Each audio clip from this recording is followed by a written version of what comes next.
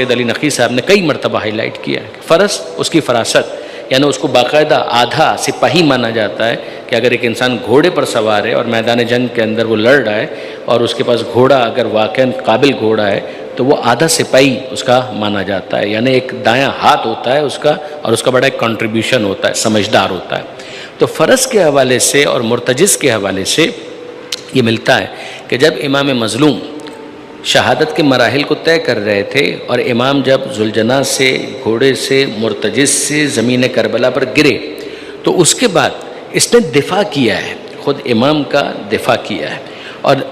حتی المقدور کوشش کی ہے کہ امام کو کوئی زخم نہ پہنچے۔ ظاہر ہے کہ امام آلریڈی حالت جنگ میں تھے، کافی زخمی ہو چکے تھے، یعنی مزید کوئی زخم امام کو نہ پہنچے۔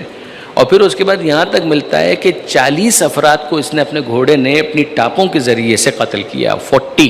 جو سامنے دشمن کے افراد تھے ان کو اس نے اپنی ٹاپوں سے قتل کیا۔ اب ظاہر ہے کہ سامنے سے جو دشمن ہے وہ بھی حملہ آور ہو رہا ہے، وہ بھی کوشش کر رہا ہے کہ کسی نہ کسی طریقے سے اس کو نقصان پہنچائے، تو بالآخر ان کو پکڑنے کی بہت کوشش کی، لیکن پھر آخری جو خدمت اس نے انجام دی تھی وہ یہ تھی کہ اپنی جو پیشانی کے جو بال ہیں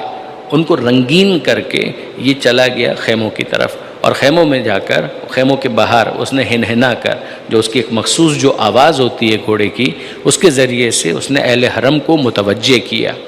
کہ امام حسین علیہ السلام کی شہادت ہو چکی ہے یا بالکل ہونے کے قریب ہے۔ اور یہ وہ منظر ہے کہ جس کو دیکھ کر پھر بیویاں باہر تشریف لے آئیں، اور پھر اس کے بعد